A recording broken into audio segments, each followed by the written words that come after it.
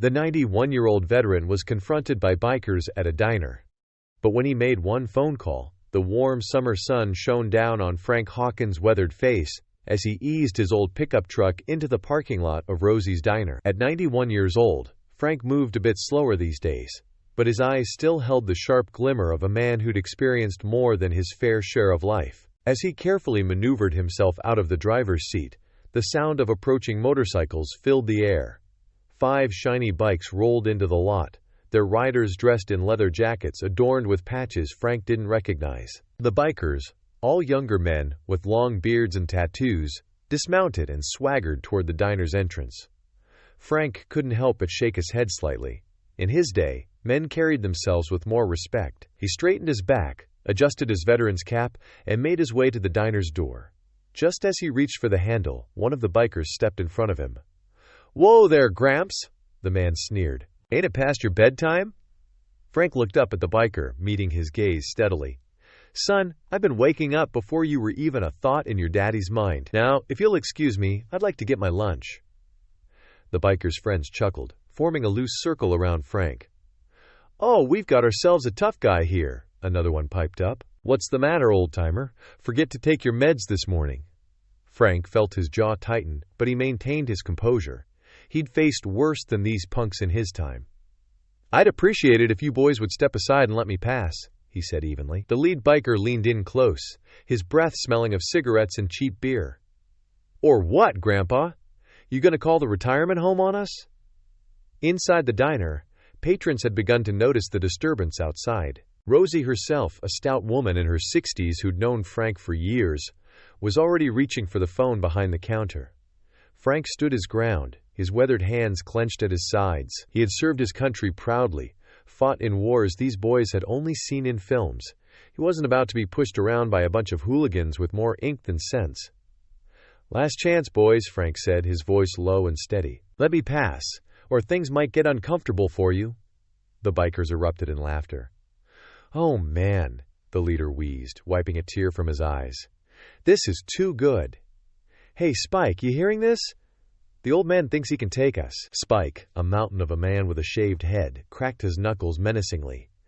"Maybe we ought to teach Gramps here a lesson about respecting his betters." Frank's eyes narrowed. He'd hoped it wouldn't come to this, but these boys clearly needed to learn some manners.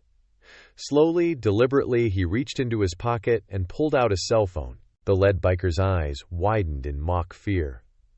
"Ooh, look out, boys! Grandpa's gonna call for backup." He snatched the phone from Frank's hand, holding it up tauntingly.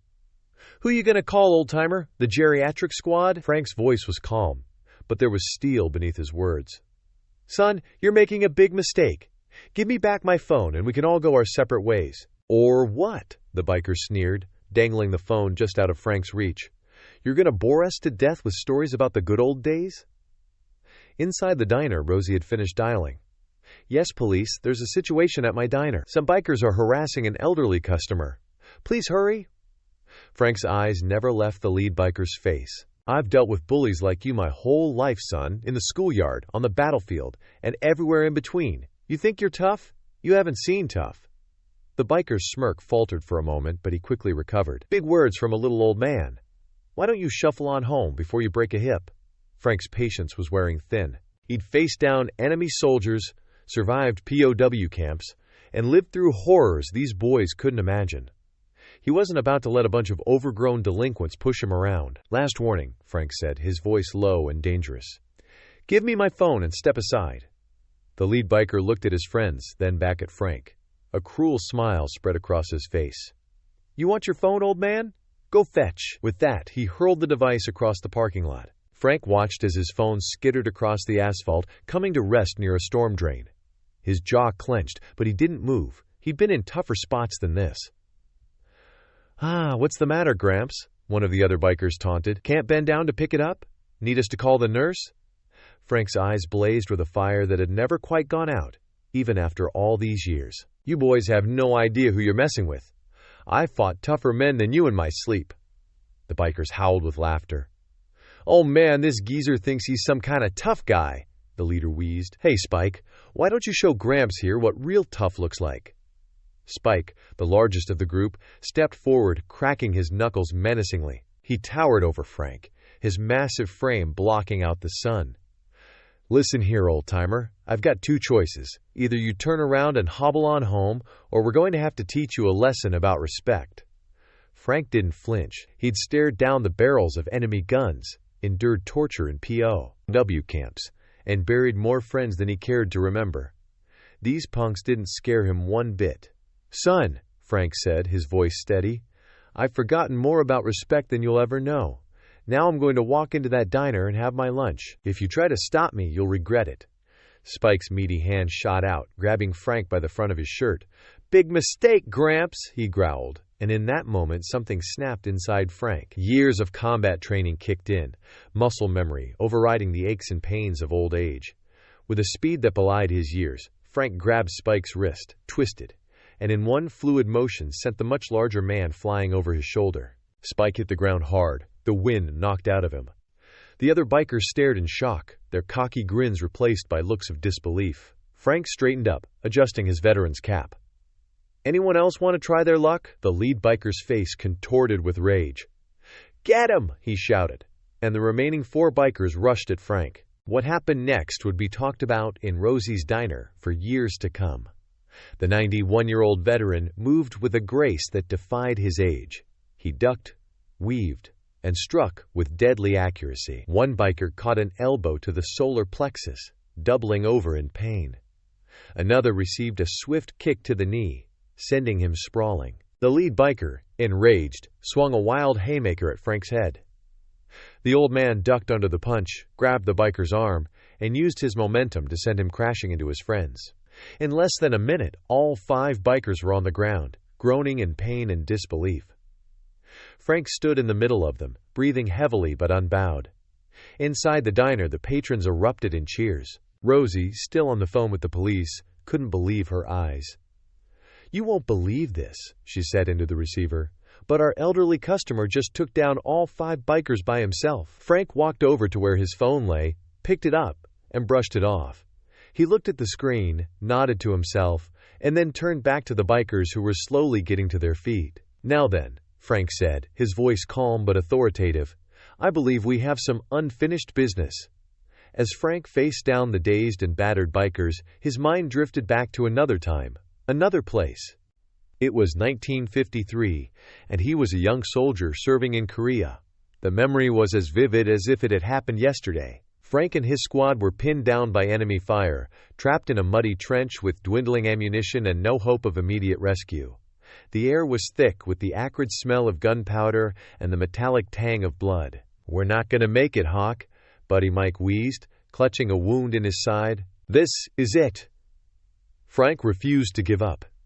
He looked at the scared faces of his fellow soldiers, barely more than boys, and knew he had to do something.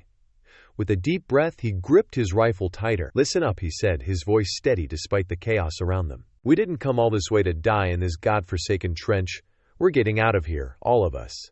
And somehow, against all odds, they did. Frank led a daring charge that caught the enemy by surprise, allowing them to break through the lines and reach safety.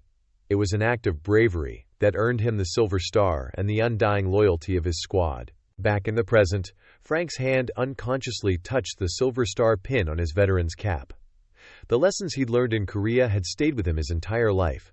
Never give up, never leave a man behind, and always stand up to bullies. Meanwhile, across town, Frank's grandson Tommy was just finishing his shift at the local VA hospital. At 35, he had followed in his grandfather's footsteps, serving 2 tours in Afghanistan before becoming a nurse to help his fellow veterans. As he hung up his scrubs, Tommy's phone buzzed with a text from his mother. "Have you heard from Grandpa today? He's not answering his phone." Tommy frowned. It wasn't like his grandfather to ignore calls. Despite his age, Frank was fiercely independent and sharp as a tack. "Something must be wrong. I'll swing by the diner and check on him," he texted back. He knew his grandfather's routines, and Rosie's diner was a regular haunt. As he drove towards the diner, Tommy couldn't help but smile as he thought about his grandfather. Frank had been more than just a grandparent. He'd been a mentor, a friend, and an inspiration. The stories of Frank's wartime heroics had fueled Tommy's own desire to serve his country. But it wasn't just the war stories that Tommy admired. It was the way Frank lived his life every day, with honor, integrity, and an unshakable sense of right and wrong. Even at 91, Frank was always ready to stand up for what he believed in, help those in need, and face any challenge head-on. Tommy pulled into the diner's parking lot, his concern growing as he saw the crowd gathered outside. And there, in the center of it all, stood his grandfather, facing down a group of tough-looking bikers. For a moment, Tommy was transported back to his childhood, sitting on Frank's knee, as the old man regaled him with tales of bravery and camaraderie from the war. "Remember, Tommy," Frank would say, his eyes twinkling, "it's not the size of the dog in the fight, it's the size of the fight in the dog." Looking at his grandfather now, standing tall despite being surrounded by men half his age and twice his size, Tommy realized that Frank had been living by those words his entire life. As Tommy stepped out of his car, ready to rush to his grandfather's aid, he paused. There was something in Frank's stance, the set of his shoulders, that told Tommy this was Frank's fight. And if there was one thing Tommy had learned from his grandfather, it was to trust in the old man's ability to handle himself. So instead of intervening, Tommy hung back, watching with a mixture of concern and pride as his 91-year-old grandfather faced down the group of intimidating bikers. Whatever happened next, Tommy knew one thing for certain. Frank Hawkins was not a man to be underestimated. Frank stood his ground, phone in hand, as the bikers slowly regained their composure. The initial shock of being bested by a 91-year-old man was wearing off, replaced by a simmering anger that threatened to boil over at any moment. The lead biker, nursing a bloody nose, glared at Frank with undisguised hatred. "You're dead, old man," he snarled. "You hear me? Dead!" Frank met his gaze steadily. "Son, I've been hearing that threat since before you were born. It hasn't stuck yet." The biker took a menacing step forward, but Spike, still wheezing from his unexpected flight, grabbed his arm. "Boss," he wheezed, "maybe we should just go. This ain't worth it."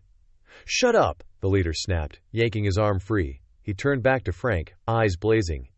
"You think you're tough, Gramps? You ain't seen nothing yet. Boys, let's show this fossil what real pain looks like." The bikers spread out, forming a loose circle around Frank. The old veteran's eyes darted from one to another, assessing the threat. He'd managed to surprise them once, but he was under no illusions about his chances against 5 younger, stronger opponents in a prolonged fight. Inside the diner, Rosie was becoming increasingly agitated. "Where are those cops?" she muttered, peering anxiously out the window. She'd known Frank for years, had heard the stories of his wartime heroics. But, heroics or not, he was still a 91-year-old man, facing down a gang of violent thugs. Outside, Frank's mind raced. He'd faced worse odds before, but he'd been a lot younger then. Still, he wasn't about to back down. These punks needed to learn a lesson about respect, and Frank was just the man to teach it to them. "Last chance, boys," Frank said, his voice calm but firm. "Walk away now, and we can forget this ever happened." The lead biker laughed, a harsh, ugly sound. "Oh, we ain't forgetting nothing, old-timer. We're going to make sure you remember this day for the rest of your very short life." Frank nodded, as if coming to a decision. "All right, then, you've made your choice." With deliberate slowness, he raised his phone and pressed a single button. The lead biker's eyes widened in mock fear. "Ooh, what's this? Calling for an ambulance already? Good thinking, Gramps. You're going to need it." Frank wasn't calling an ambulance. The phone rang once, twice, and then a gruff voice answered. "Hawkins, that you? You old warhorse?" "Charlie," Frank said, his eyes never leaving the bikers. "Remember that favor you owe me? I'm about to call it in." The bikers exchanged confused glances. Who was this old man talking to? "Where are you?" Charlie's voice crackled through the speaker. "Rosie's Diner," Frank replied. "And Charlie, bring the boys." The lead biker, his curiosity getting the better of him, stepped closer. "Who the hell are you talking to, old man?" Frank lowered the phone, a small smile playing at the corners of his mouth. "Just calling in some backup, son. You boys might want to reconsider your position," the biker snorted. "What, you got some other geriatrics coming to help you out? We ain't scared of no retirement home posse." Frank's smile widened. "Oh, I think you might be scared of this particular posse." Before the biker could respond, The roar of approaching motorcycles filled the air. But these weren't just any motorcycles. The deep, thunderous rumble could only come from one type of bike: Harleys. And a lot of them. The bikers' heads whipped around as a veritable army of motorcycles poured into the parking lot. These weren't young punks playing at being tough. These were weathered, battle-hardened men, many sporting Vietnam veteran patches alongside their Harley-Davidson logos. At their head, riding a massive black Harley, was a man who looked nearly as old as Frank. His leathery face was creased with years of sun and wind, and a thick white mustache drooped over his stern mouth. The new arrivals formed a circle around Frank and the increasingly nervous-looking bikers. The old man on the black Harley dismounted, his movements stiff but purposeful. "You all right, Hawk?" called out. Frank nodded, a grin spreading across his weathered face. "Never better, Charlie. Just having a little chat with these young fellas about respect." Charlie's eyes narrowed as he surveyed the scene. "These boys giving you trouble?" The lead biker, his earlier bravado rapidly evaporating, held up his hands. "Look, we don't want any trouble. This is just a misunderstanding." Charlie ignored him, his gaze fixed on Frank. "What do you say, Hawk? These punks need a lesson in manners." Frank considered for a moment, then shook his head.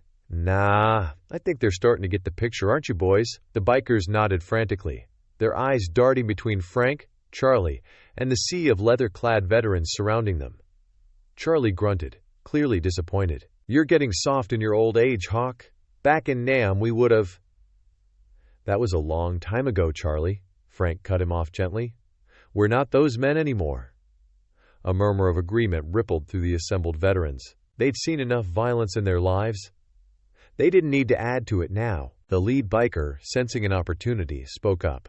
"Listen, we're sorry, okay? We didn't mean any disrespect. We'll just get on our bikes and go." Frank turned to him, his eyes hard. "Not so fast, son. You owe me an apology. And not just to me, to every veteran who ever put on a uniform to protect punks like you." The biker swallowed hard, then nodded. "Right. I'm sorry to you and to all of you," he said, gesturing to the assembled veterans. "What we did was wrong. It won't happen again." Frank nodded, satisfied. "Good. Now get out of here and remember this day the next time you think about disrespecting your elders." The bikers didn't need to be told twice. They scrambled to their motorcycles and roared out of the parking lot, not daring to look back. As the sound of their engines faded into the distance, Charlie clapped Frank on the shoulder. "You did good, Hawk, though I gotta say I'm a little disappointed we didn't get to crack some skulls." Frank chuckled. "The day's still young, Charlie. How about we head inside and I'll buy you boys around? I think Rosie might even have some of that apple pie you like." Cheers went up from the assembled vets, and they began to file into the diner, clapping Frank on the back as they passed. As Frank turned to follow them, he caught sight of Tommy standing by his car, a look of pride and awe on his face. Frank winked at his grandson, then gestured for him to join them inside. It had been quite a day, but as Frank looked around at his old comrades, he couldn't help but feel grateful. These were the bonds that had been forged in the heat of battle, tempered by time and strengthened by shared experiences. These were the men he'd fought alongside, bled with, and mourned with. And even now, all these years later, they still had each other's backs. As the veterans settled into booths and around tables in Rosie's diner, a buzz of excitement filled the air. Rosie herself bustled about, pouring coffee and slicing generous portions of her famous apple pie. Tommy slid into a booth across from his grandfather, his eyes wide with amazement. "Grandpa, that was incredible! How did you— who are all these guys?" Frank chuckled, his eyes twinkling. "Well, Tommy, remember all those stories I used to tell you about the war? The men in those stories, they're not just characters in a book. They're real people, with real lives and real loyalty." Charlie, overhearing the conversation, leaned over from the adjacent booth. "Your grandpa here, he's being modest." "Hawk, why don't you tell the boy about Chosin?" Frank's face grew serious. "Charlie, that's ancient history. The boy doesn't need to hear about all that." But Tommy leaned forward eagerly. "No, Grandpa, please. I want to know." Frank sighed, then nodded. "All right, but remember, this isn't just a story. This really happened." And so Frank began to tell the tale of the Battle of Chosin Reservoir, one of the most brutal engagements of the Korean War. As he spoke, the diner grew quiet. Veterans and civilians alike hung on his every word. "It was December 1950, he began, his voice taking on a distant quality. "We were surrounded by Chinese forces, outnumbered nearly 10 to 1. The temperature was 30 below zero. Men were freezing to death in their foxholes." He described the desperate fight for survival, how American forces had to fight their way out of the encirclement, carrying their wounded with them. "We made a promise," Frank said, his voice thick with emotion. "No one gets left behind.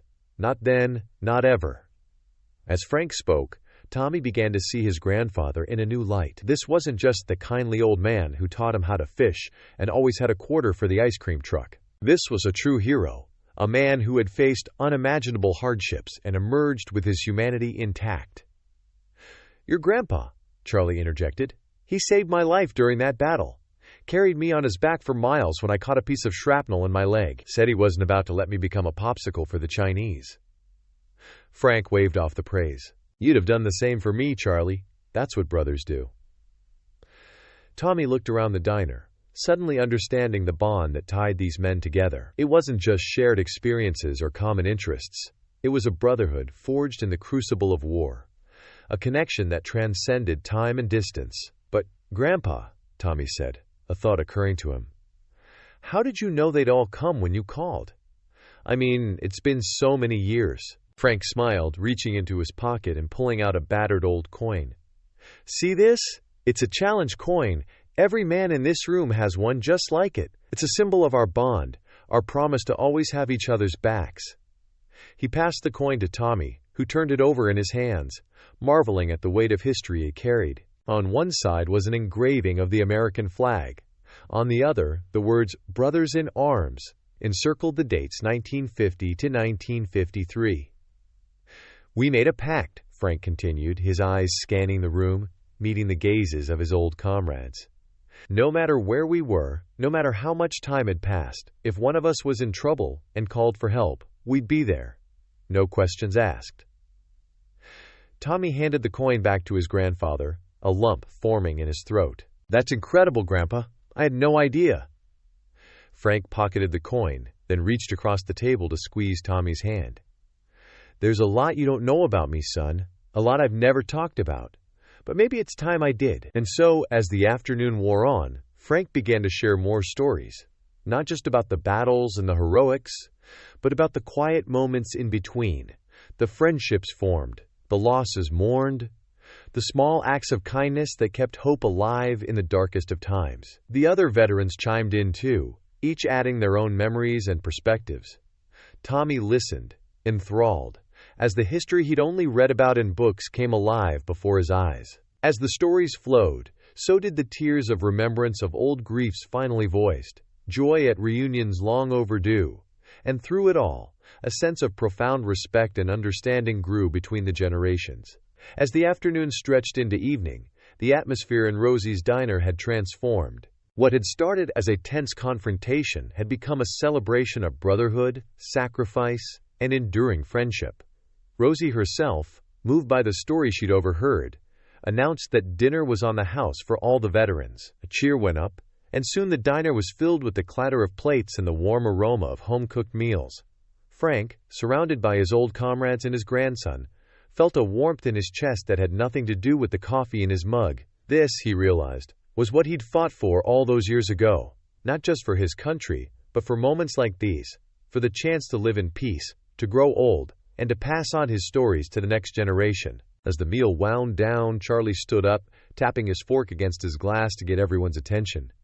"Fellas," he said, his gruff voice carrying easily over the din, "I think it's time we gave our boy Hawk here a proper salute. What do you say?" A murmur of agreement rippled through the diner. One by one, the veterans stood, forming a line that stretched from one end of the diner to the other. Frank, realizing what was about to happen, tried to protest. "Now, boys, this isn't necessary." But Charlie was having none of it. "Stow it, Hawk. You've earned this, and then some." With that, Charlie snapped to attention, bringing his hand up in a crisp salute. One by one, the other veterans followed suit, each man standing ramrod straight despite creaking joints and old injuries. Frank, overwhelmed by emotion, slowly rose to his feet. For a moment, he wasn't a 91-year-old man in a small-town diner. He was a young soldier again, standing tall in his uniform, ready to face whatever challenges lay ahead. With tears in his eyes, Frank returned the salute, his hand steady and sure. Tommy, watching from the sideline, felt a surge of pride so strong it nearly took his breath away. This was his grandfather, a hero in every sense of the word, not just for what he'd done in war, but for how he'd lived his life every day since. As the salute ended and the veterans retook their seats, there wasn't a dry eye in the house. Even Rosie, tough as nails and not given to sentimentality, was dabbing at her eyes with the corner of her apron. Frank, his voice thick with emotion, addressed the room. "You boys," he said, pausing to clear his throat, "you boys are the real heroes, every damn one of you. What we did back then, it wasn't for glory or medals. It was for each other, for the man next to us in the foxhole, for the families waiting for us back home, for the country we loved." He looked around the room, meeting each man's eyes in turn. "We made it home," he continued. "A lot of good men didn't, but we carried them with us in our hearts and in our memories. And we've lived our lives in a way that would make them proud." Frank turned to Tommy, placing a hand on his grandson's shoulder. "And now it's up to the next generation to remember, honor, and serve in their own way. Not necessarily in war, but in life. To stand up for what's right, protect those who can't protect themselves, and to never forget the cost of the freedoms we enjoy." Tommy nodded solemnly, understanding the weight of the legacy being passed on to him. As the evening drew to a close, and the veterans began to say their goodbyes, there was a sense that something profound had occurred. Bonds had been renewed, stories had been shared, and a new generation had been given a glimpse into a world they'd only read about in history books. Frank stood at the door of the diner, shaking hands and exchanging hugs with his old comrades as they left. Each man pressed something into Frank's hand as they said goodbye, their own challenge coins, a tangible reminder of the bond they shared. As the last motorcycle roared off into the night, Frank turned to Tommy, a peaceful smile on his face. "Well, son," he said, "what do you say we head home? I think your grandmother might be wondering where we've gotten to." Tommy nodded, still processing everything he'd seen and heard. As they walked to the car, he realized that his grandfather and all the men like him had given him a precious gift. Not just the freedom he enjoyed every day, but a living example of courage, loyalty, and integrity. And as they drove home under the starry sky, Tommy made a silent vow. He would live up to the examples set by these brave men. He would remember their sacrifices, honor their memory, and strive every day to be worthy of the legacy they'd left behind. In the days that followed, news of what had transpired at Rosie's diner spread through the town like wildfire. The story of how a 91-year-old veteran had stood up to a gang of bikers, only to be backed up by an army of his old war buddies, became local legend. Frank found himself something of a celebrity. People would stop him on the street to shake his hand, thanking him for his service. But for Frank, the real impact of that day was much more personal. Tommy began spending more time together. Frank opened up about his experiences in the war, sharing not just the moments of heroism, the fear, the loss, and the difficult decisions he'd had to make. Tommy listened, asking questions and gaining a deeper understanding of the grandfather he thought he'd known so well. One sunny afternoon, about a week after the incident at the diner, Frank and Tommy sat on the porch of the old Hawkins house. Frank held out a small box to his grandson. "I want you to have this," Tommy said, his voice gruff with emotion. Tommy opened the box to find Frank's challenge coin nestled inside. He looked up at his grandfather, eyes wide. "Grandpa, I can't take this. It's yours." Frank shook his head. "It's time I passed it on. You might not have served in the military, Tommy, but you serve in your own way. The way you care for your patients at the VA. The respect you show to everyone you meet. You embody the values that coin represents." Tommy carefully lifted the coin from the box, feeling its weight in his hand. It was more than just a piece of metal. It was a tangible connection to his grandfather's past, the brotherhood he'd witnessed at the diner. "Thank you, Grandpa," Tommy said softly. "I'll treasure it always." Frank nodded, satisfied. "Just remember, son, that coin isn't just a keepsake. It's a reminder that there are some things worth fighting for, that true strength isn't about muscles or tough talk, but about standing up for what's right, even when you're standing alone." Tommy nodded solemnly, pocketing the coin. "I understand, Grandpa, and I promise I'll always try to live up to what it represents." As they sat there, watching the sunset over the town they both called home, Frank felt a sense of peace settle over him. He'd lived a long life, seeing more than his share of hardship and loss, but he'd also known deep friendship, unwavering loyalty, and the satisfaction of a life well lived.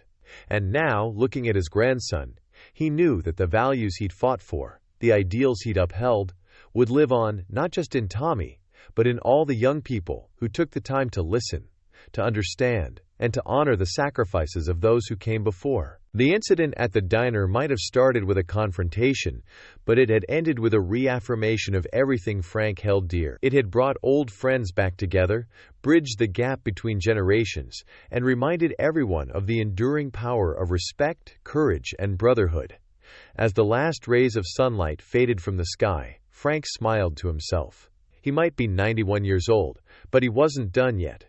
There were still stories to tell, lessons to teach, and a legacy to pass on. And as long as there were people willing to listen and learn, the spirit of men like Frank Hawkins would never truly fade away. As the stars began to twinkle in the darkening sky, Frank and Tommy sat in companionable silence, the gentle creaking of the porch swing and the distant chirping of crickets, creating a peaceful backdrop to their thoughts. Frank glanced at his grandson, noting the way Tommy's fingers absently traced the outline of the challenge coin in his pocket.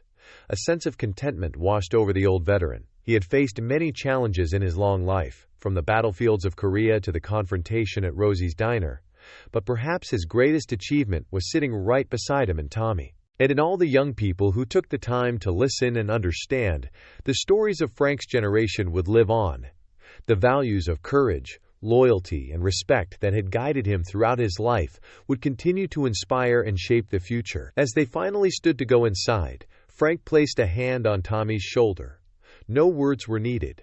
The gesture spoke volumes.